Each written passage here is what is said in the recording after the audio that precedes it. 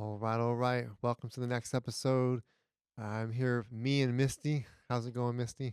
Good. All right, so we're going to talk about passive investing today. So being a passive investor. Before I start, though, I want to kind of jump in here and say that if you're listening in and you find you find some value in this, the only thing we ask is that you share the show.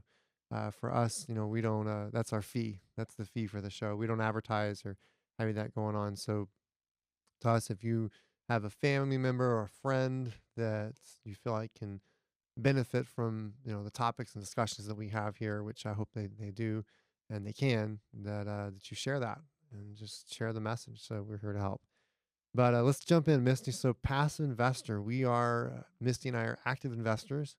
One day, I think when we get much older, we'll become passive investors. But right now, with the young ages of 36 and 40, you are 40, right?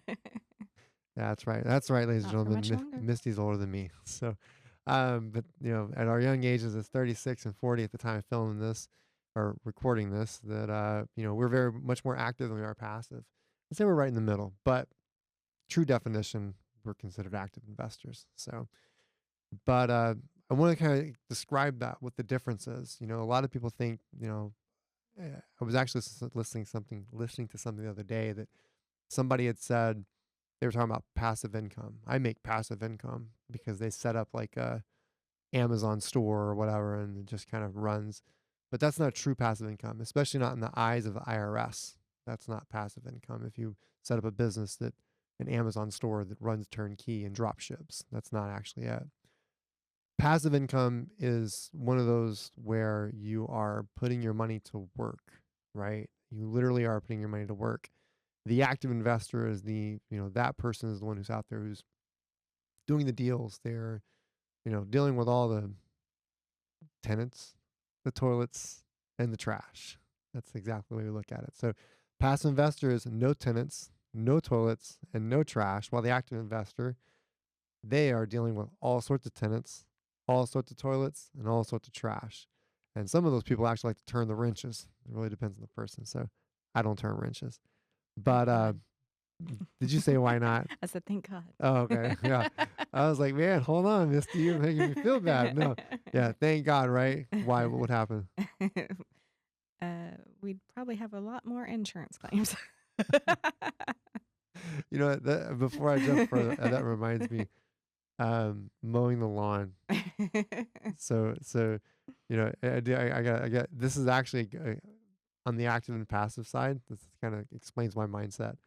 When we met, Misty thought that she was like, he's going to mow my lawn. I got tired of doing it. And she found out, I kept I telling, was like, ooh, that's what husbands are for. yeah. She's all like, think she's got me because I'm going to mow the lawn. But what did I tell you about mowing the lawn when we first met? You don't do it? You don't know how? I don't know how. Ladies and gentlemen, that was a lie. I knew exactly how to mow the lawn and had no interest in doing it. And I was like, I don't know how to do it. I acted like I couldn't do the engine or any of that stuff. Like, I don't know what I'll to explain do. it to you. I'll teach you.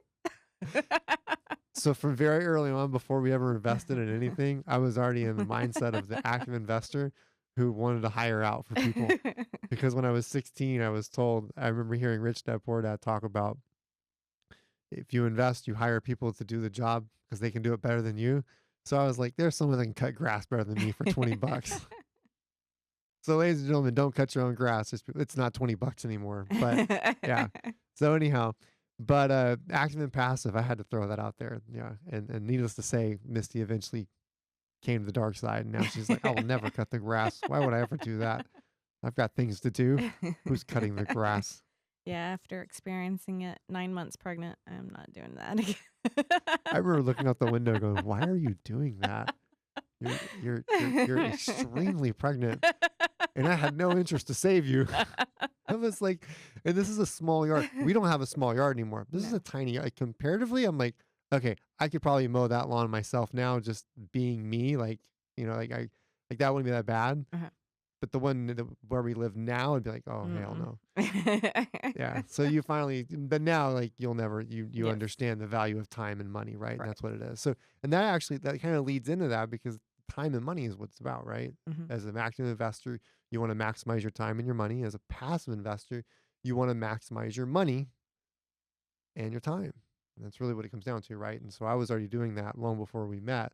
I just had to like, I was like Darth Vader, or if the Emperor like comes to the dark side. She did, she did. But anyhow, so passive investor is all about just they're the money guy, and I think that a great way to explain that and kind of talk about that, Misty, is I think a great way to explain that is that passive investors are the ones that are going to help fund deals. They are the people who you can do private money loans, and anybody can become a passive investor. You don't have to be, you know, well, I say anybody, you got to have the money to do it, right? But what I'm saying is if you have the capital, you have the cash, you can you can passively invest in real estate because there are people out there who I believe, and I think Misty would agree with this, that there are people who are real estate investing is for everyone, but being an active real estate investor is not. Would you? Correct. Yeah, yeah. That's we've experienced that. You know, um, just from seeing the different individuals who, they couldn't stay away from tenants and had to get in the middle of everything, and so but passive investing, if you have the capital and you have the gut for it and the knowledge and understanding, is almost better off than anything else, right? Like you're better off doing that than the stock market. Definitely. But why? Because you, Real estate is forgiving. yeah, but you can control it, right? Yep. You can control it. It's not So based off of somebody else's decisions. yeah, you know if you're getting to a good deal or not, right? Mhm. So you know, but I think one thing is that passive investors are the guys who they're the money guys. They're the ones that come in and they'll fund the deal. They're the ones that will come in, whether it's a short term or a long term. They're the ones that will, they're looking to get a return on their money. And there's actually no rules or regulations on, what your return should or shouldn't be. There's no like set standard. There's some guidelines and things like that that you come across that are pretty standard. But I mean, ultimately, if you wanted to say I'll loan you, 100,000 and I want 20,000 back, however you structure the deal, like there's no guideline to that. So it really just depends on how things are structured, right? But the passive investor is looking to get a return on their money while the active investor needs the money. I think usually what you come across, and I think you could agree with this, Misty, is that active investors, good active investors, always usually start off on their own, right? They use their own capital, they get creative, they try to do things on their own, and they just hit a wall. Yeah. They get to that point where they're like, I can't. Can't really go further Yeah. without using somebody else's money. Yeah. And so, because But during that time, they've created a proven track record. right. Yeah. They've got a track record. They can perform, but they just can't they've used all their money. And I remember that rings back to me because and I hope to bring him on the show one day. I have a mentor of mine. His name's Randy, and he's done very, very well. And he actually helped me start in business and took me under his wing. And I remember one time I had about $1,000 saved up. And this is very, very early on, and I told him about that, and he's like, I remember him telling me if you don't use that, not spend it, if you don't use that, because I had it like saved up in like a mutual fund. I was all excited. I'm like 18 years old, 19. I'm like, yeah, man, I got this money saved up. $1,000. You're young. Thought it was a lot. Misty's laughing because she's like, I had a house, but she's like, I was young, I had a house. You should have $1,000. But I remember like being excited, like, yeah, I had $1,000. And I remember him just telling me, he's like, but my business at the time was struggling. He's like, you need to use all of that to either keep that business afloat or get out of the business. He's like, it's one or the other. He's like, but you need to go all in. And that's what acted. And after that, I remember like, I haven't had a mutual fund since, by the way, with good reasons. And so I remember using all of that. Well, that's what active investors typically do, right? They'll fund their own deals as far as they can, and then they just need help. They need somebody, right? So they go looking for a money partner, which I call in the active passive. To me, the terms I use is the active investing partner and then the passive investing partner. Like they're partners. That's what it should be, right? Good synergy. It's good synergy. Should be. But what do you but let's hear the other half though. What do you usually experience though when you are the active investor? Not always, but some passive investors or money investors, what do they kind of they think they run the deal, right? They have that like, well, I've got the money and I'm in charge. hmm But is that really the case? No, there's a No. lot of work that's put into it, and you gotta make sure you have a good deal first of all, Mm-hmm. and that it's being properly managed. Yeah. I mean, it has.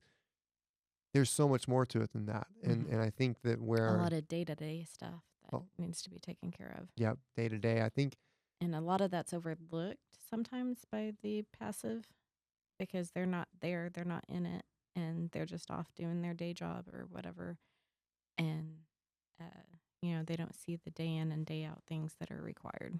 yeah, they don't hear about all the tenants, Yeah, the and that's toilets, and the trash that you yeah really go through. because the active person is taking care of that and not bothering the passive person Right. with that.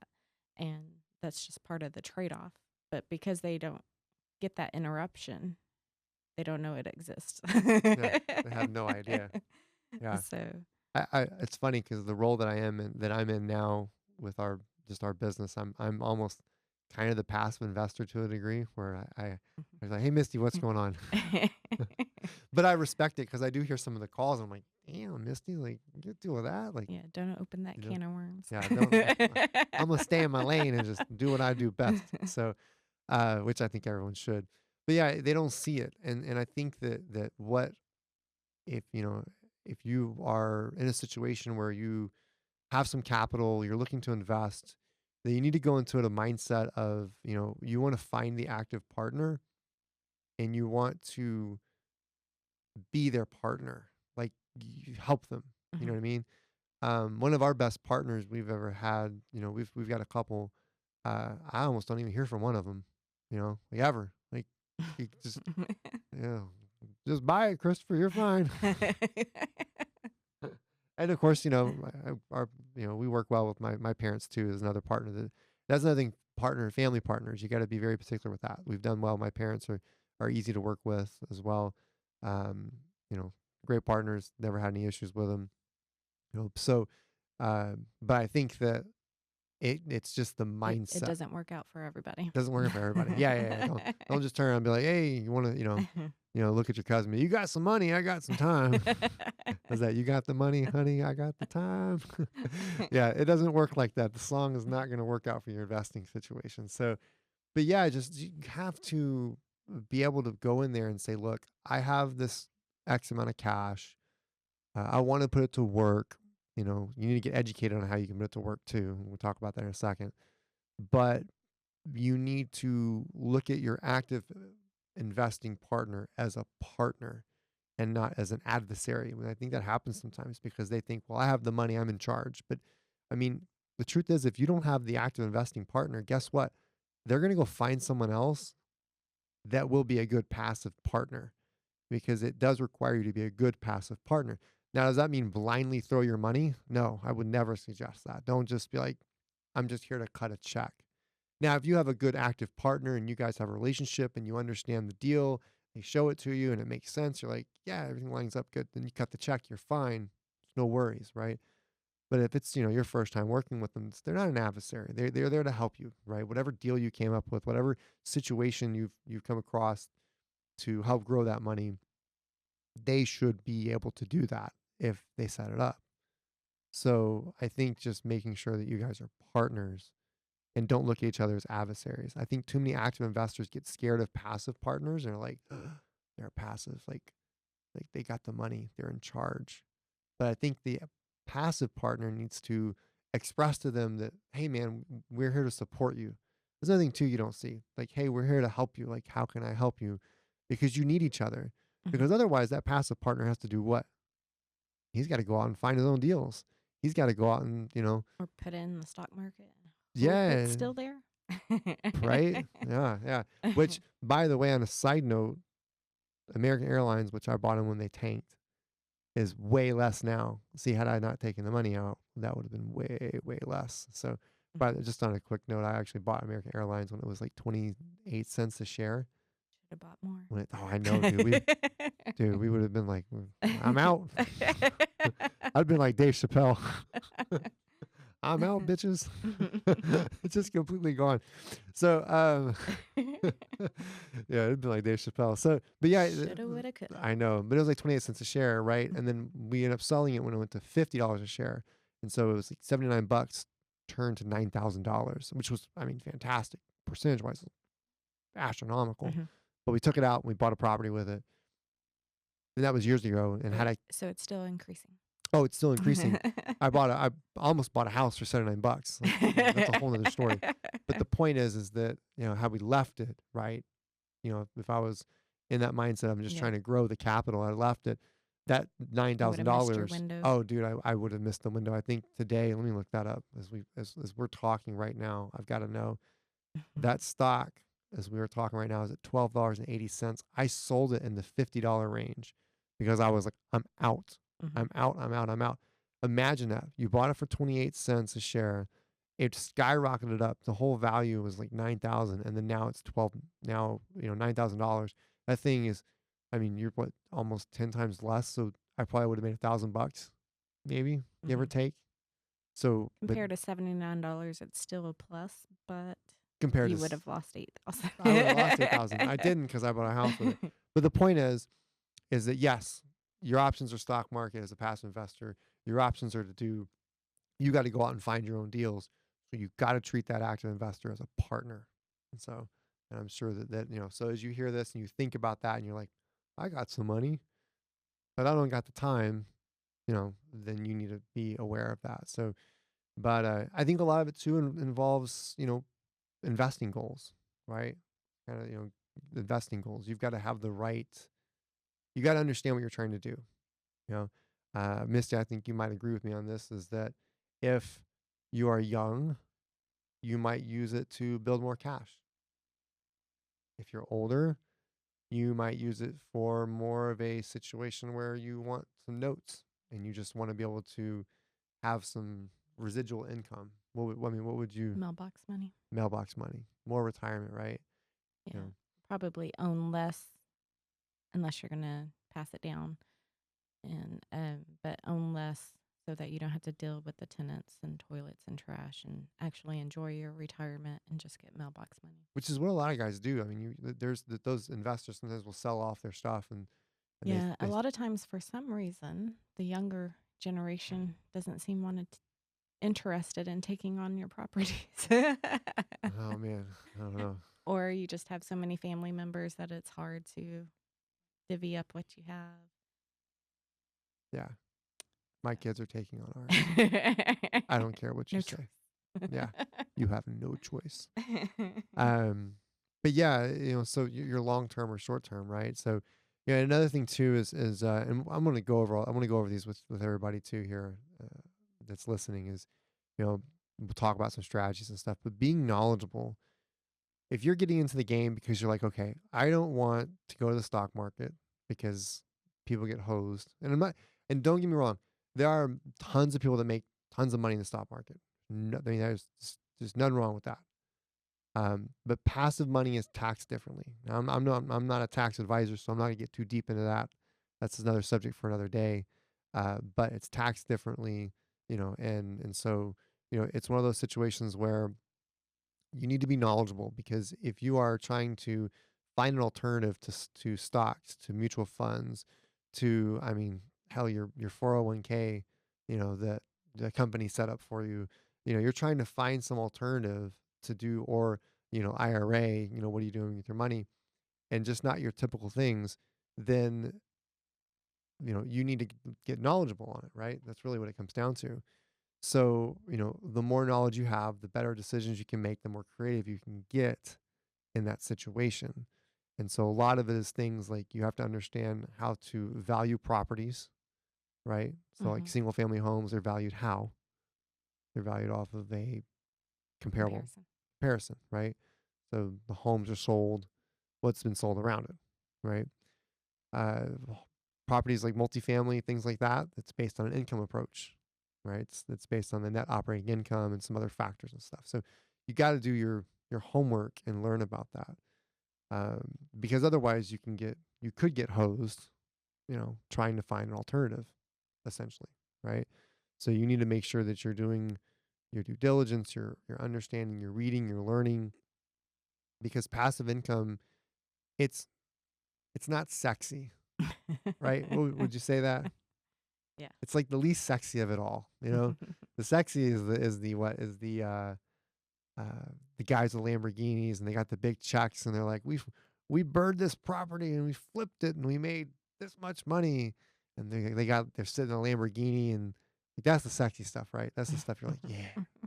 But the unsexy stuff is the passive investing, which I mean, as far as I can think back, you really don't hear about it, right? Do you ever hear about it? I mean, we do, but I mean, like take yourself out of your own what you know now. Do you ever really hear about passive investing? No. Being a passive investor at all? You turn on CNN, you turn on, Mad Money. What do they talk about? It's always, it's the ding ding ding stocks, buy this, buy that, you're at the water cooler. Hell, I don't think they have water coolers anymore. You're talking with your friends. You're talking with your friends, right? At the water cooler, and you guys probably are talking about the next stock. What's Apple doing? What's this? Because it's sexy. It's fast money. Fast money, sexy, right? It's just the sexiest thing in the world. It's fast money, but the world doesn't talk about it. But what the world does is the world runs on it. And that's the crazy part. It's not talked about. It's not the sexiest thing, but it runs on it. And it runs on it because why? As soon as you buy a house, what happens with the note? Immediately once you buy the house, Gets sold. sold. Who buys it? Another bank, right? Someone else is buying that property. So it gets sold. They're buying it. And then now Buying the note. they buy the note and the money just exchanges hands. There was nothing sexy about that. There was nothing no one really, paid attention to, knew, you know, the most of the world doesn't know that because why? If you are looking for an alternative, that alternative is not going to make your money manager any more money. Your bank, is not going to make any more money off of you because of that, right? Your financial advisor is not going to make any more money off of you because that's not where they make their money. They make their money when they do what? Sell products. We want you to buy this, we want you to buy that. That's where they make their money. Which reminds me of a story of an individual that we know who is a longtime passive investor, and we'd met with, and he had told us about his financial advisor. Misty smiling. You want to say it? Okay. So go ahead, Misty. A financial advisor that had he started passive investing by, just loaning out his money. He'd loan it out for, a short time or a little longer time, and then, he'd get paid back. And he's doing Basically this. be a hard money lender. Yeah, yeah, hard money. Yeah, and it wasn't a business. He's just, we call those private money, right? They're not a business. You negotiate with them individually, you know. And so his financial advisor is like, hey, I totally don't do this. This is a horrible idea. You're going to lose your money. This is a bad investment. Well, then eventually, after him watching the financial advisor, watching him do this For years. he started asking the questions. So, what's this thing you've been doing? He And saw that's how just, much it was growing. he's like, damn, yeah, exactly, right? I don't want to make fun of financial advisors out there, but let's just be honest. There's a lot of them that don't that have not made the money so they can't really advise you on it. It's like a toothless dentist. You walk in the dentist, and they're like, "How's it going?" They got no teeth, and they're like, "I'm here to fix yours." Like you can't fix mine. Like what I mean? Like it's just what it is. Like they're not going to help you out because they don't know. I use that toothless dentist with my coach Bruno. He talks about it all the time with jujitsu. He's like, yeah, it's what it is, man. You need to be involved with someone who's doing something, right? So anyhow, passive investing is one of those situations where you have to uh, you basically have to know what's going on. And so, you know, you got to know, you got to educate yourself as much as possible. You need to understand how things are fixed, right? Doesn't mean you got to fix it, but if you understand, the idea of what it make, roundabout cost to fix something, not just so you can look at it and say, okay, it makes sense, right? So kind of run an example of that. A short-term loan. If you were a passive investor, you're going to give a short-term loan to somebody and you say, hey, you know what? I will give you this short-term loan. Maybe you're going to buy the property for 100 and the active investor is going to buy it for 130,000. And the passive investor says, well, I will loan you 115,000 and the property's worth 200,000, right? As the passive investor, you have to know how much that property is worth because in the instance that you have to take it back, because remember, with as a passive investor, you get what? What do you get in the passive investor that you don't get in the stock market? You get a lien. Hmm. That's the biggest thing. See, in the stock market, you don't get a lien against your money. You get what? Nothing. You get nothing, right? You Goose lose egg. the goose egg, right? You go to 9,000, you make 9,000 unrealized gains and it drops down to 1,000. You didn't get anything against that. Just, I mean, that's it. And it could crap out the next day completely. But with this and you do a short-term loan for 115,000, you have a lien on the property. So if this person defaults on the loan, now you have the ability to take the property back and you can And sell now it. you own a home. You own a home and you can sell it for more than 115,000 because you Hmm. know that after the repairs it's worth 200,000. Okay, now remember there's going to be repairs in there more likely. So a lot of it's how you structure the deal, right? So some of the most common situations you find with it is you find the bridge loans, which are going to be like really, really short term. You're going to find short term loans, which could be like a 12-month loan, typically used on BRRRRs. Note investing, which is like long term. You're putting like 30 your money up on a property for like 30 years. And then of course syndications. So those are some of the most common things that you come across. But I want to kind of throw in some examples and just kind of talk about that Misty a little bit, kind of go through that. It's like a bridge loan. So a good example of a bridge loan might be that maybe you come across a property or your active investor partner come across a property and says, hey Misty, I've got this property. I'm going to purchase it for 1 million. The property is worth, 1.5 million, 1.7 million, right? There's a certain threshold that needs to be, could be 70%. They're buying it 70% under market value, right? So, or under, ARV, below ARV, the after repair value. So I tell you, Misty, can you loan me $1 million for the next 30 days or, 60 days, and then I will refinance this and pay you back, you know, 1,050,000. And so then now, you know, I get paid back $50,000 for letting you borrow my million, or for me, I pay you back for you letting me borrow your million for a short period of time. So now you make 50,000. So that would be a bridge loan, right? So the numbers that you need to look for is any of these deals that you do, typically you need to look for a high amount of equity in the deal. Because if you have to take the property back, you've got to have enough money in the deal or enough equity in the deal that you can sell it and get your money back plus more. That's the biggest Yeah. thing. So, and then, so typically that number could be a 65% of the after repair value. It could be, 30 or not 30, 70%, could be 60%. It all depends on the deal. But, if you're doing shorter loans, the spread of equity needs to be more so that your active investing partner can be able to get out of the loan, whether they choose to cash out refinance or whether they choose to go Just and, refinance. yeah, just straight refinance, right? So that's typical on short term loans. So bridge loans are going to be like really short, right? Just that you're bridging the gap.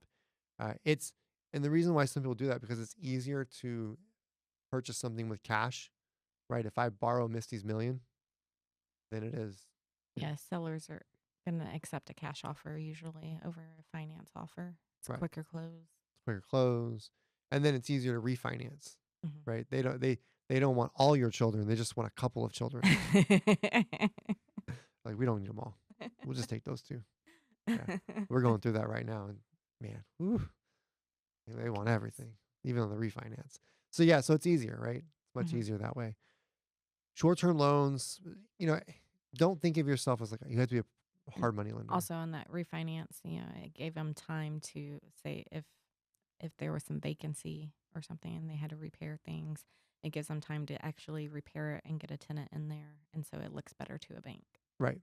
Yeah. It's performing better. Exactly. Exactly. So that way you just got more room, right? Because there's no loan, there's no debt service on that property because Yep. you've bought it cash, and so basically Misty loaned me $1 million. She gets 50,000 back in 30 days. That's pretty straight. I mean, I don't know about you, but I Pretty like good that return. idea. Good return, and then if it's not paid off in the agreed amount of time, right, when the loan's to mature, because you said it'll mature at this time or whatnot, then I get me a property for less.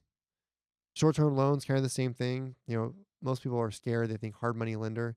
If you're a passive lender, passive investor, and you want to build up cash, you want to build a war chest of capital. Bridge loans and short-term loans are a great way to do that, right? Because you're talking about, could be a 3-month loan, could be a 30-day loan on a bridge loan. You could end up doing a short-term loan for 12 months, and then if you need to, you can do another 12 months with somebody, and then you can charge higher interest rates, right? Maybe on the short-term loan, you're charging, the 12-month loan, you're charging a 12% interest rate. You may charge I don't know, you might charge an origination fee, to cover some costs for the lawyers and stuff like that. Same thing on the bridge loan. You might charge an origination fee like 1%, 2%. They call it points, but You find yourself a great active investor, and they'll keep your money working for you, and you don't have to pay a financial advisor. right? They're paying you. They're paying you exactly. Yeah, and so the 12-month loan, is a great way to get in and get out, because you can, on those, and you can do interest only. There's no principal, right? You say, Misty says, yeah, I'll loan you 12. I'll loan you the $1 million, and we'll do a interest only payment at, 10%. So whatever that number might come out to, but it can be interest only. It doesn't go towards principal. And then at the end of the loan, if I don't pay it off, she could force me to, you know, foreclose on the property, or she could force to take the property back, Or you could do a loan modification. which that's, I think, is the right thing to do, is a Hmm. loan modification, Keeps your money working for you. and you're going to be a good partner in that sense, right? Because Hmm. there's no telling what's going on. Uh, and that's another thing too, is and that's why it's even more important in that situation to know the value of things, because if you don't know the value of stuff, that what you're dealing with is, you could end up in a situation where they overpaid and they can't get you out. So then you're stuck. So as long as you know what the value is, how to look at the deal, how to structure it correctly, if you overcharge them on interest and you just try to rape them with the interest, they'll probably never come back to you. They'll be like, all right, that was great. Thanks, man. Appreciate that. But we're not coming back. Right. Yeah. But if you give them a good interest rate, maybe you don't kill them on origination fees and things like that. Repeat customer. Man, repeat customer. You got a repeat partner, right? They're going to bring you more. So, whether it's a flat rate, I loan you this, you give me that, or an interest rate, it doesn't really Everything's matter. negotiable. Everything's negotiable. So, there's another one. So the longer term, and that's the short term, right? That's the, hey, that's the me getting, my quick cash, right? But if you're like, hey, I want like a long term residual, note investing is a better idea. That's where you can create that. So basically, note investing is a situation where, and this is just a very broad overview, of it, because the details can change on every deal. But let's say I'm a buy and hold investor, and I come to Misty and I say, Misty, she's my passive partner, and I say, I've got a deal here. We'll make it make believe, because I don't think anything's out there for this, but it's $100,000, and I like to buy this on a 30-year note. And Misty might say, yeah, you know what, I can do that. Just put 10% down, and I will I'll give you a loan for $90,000. and I'll do it at, a couple percent or a couple points. You know, when you hear points, by the way, guys, when you hear points and percent, it's kind of the same thing. It's just they call it points. So um, they'll do, okay, I'll do it for if right now everything is five, or we can say 4% interest rate is normal, then okay, Misty will say, well, I'll do it for, you know, 1.5% more than what the normal is. So I'll do it for, 5.5 and for 30 years. And so then I pay Misty for that 30 years. That chances are likely she knows that she'll, in, I don't know, I'd say a 5 to 7 year span, probably get refinanced. She can put her money back to work. But if she doesn't, she's getting paid back for 30 years straight. And so that's, no tenants, no toilets, no trash, no nothing, just cash. That's actually where you can put it. It's no tenants, no toilets, no trash, just cash. That's all it is. And so she's got that longer term. That's what's going to give her the ability to do things like, you know, I guess you could say live, but I don't mean like live like just, pay your mortgage. I mean, enjoy some stuff, right? Because every month you're getting that same check because you have a lien on the property. So if they don't pay and they default, you take it back. And they have a little skin in the game, right? They put, 10% down. And that's Yeah. negotiable. Not everyone's going to give you 10% down.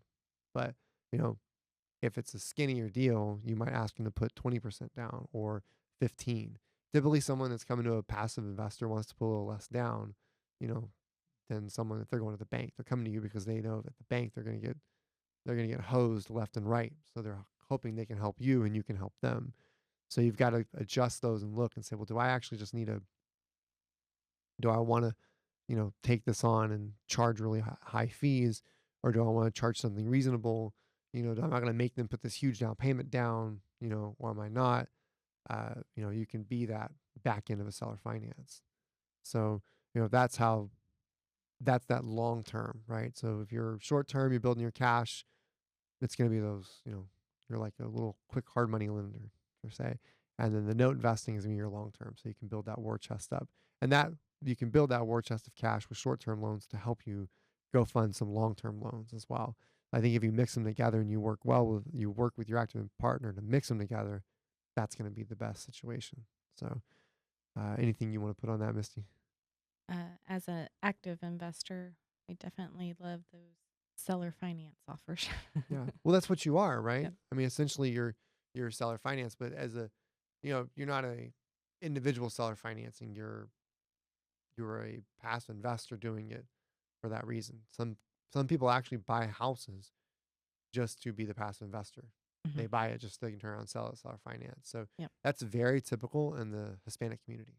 You see that a lot in the Hispanic community. They buy the house, they sell it to other Hispanics in the area for more interest, and they do that a lot. So, but It really does help the active investor, because it going through the bank for financing, especially if you're self-employed, is difficult. yeah, Could be difficult. yeah, you hit that self-employment wall, right? That's Hmm. something that we've had to deal with. Yep. We've had to make that decision. We just talked about that today or the other day, like the W-2 versus Yep. self-employed and stuff. So, yeah, that helps a lot too because you're not going through that.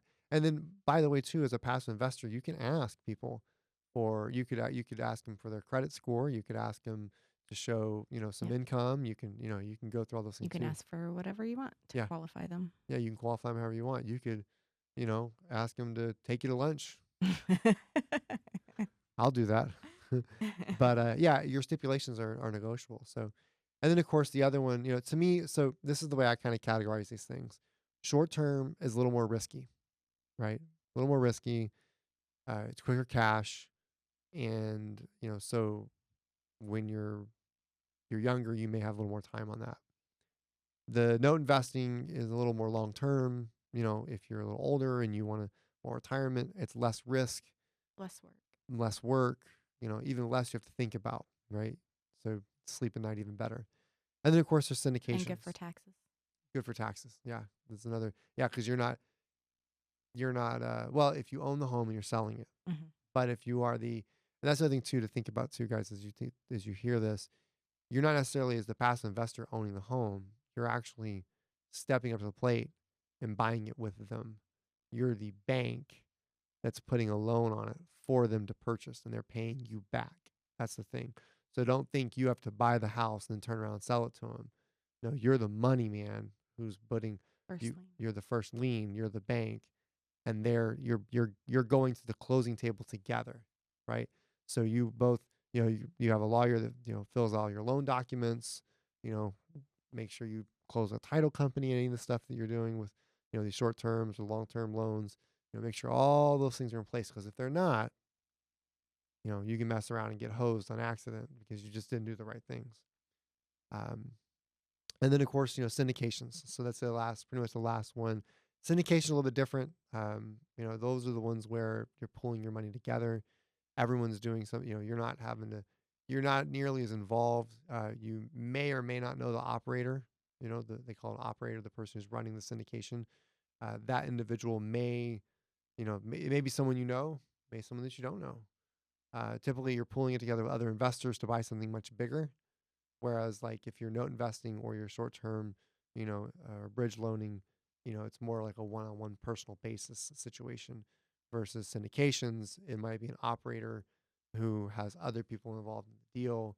And of course, you need to educate yourself on that as well. Don't just jump into syndication, because someone said my brother makes a lot of It's a money good at deal. this. Yeah, you need to understand what a good deal looks like. So again, it goes back to what your knowledge, your due diligence, your understanding how the income approach works, understanding how to value things, what repairs look like, what the area looks like, the market, all of those things.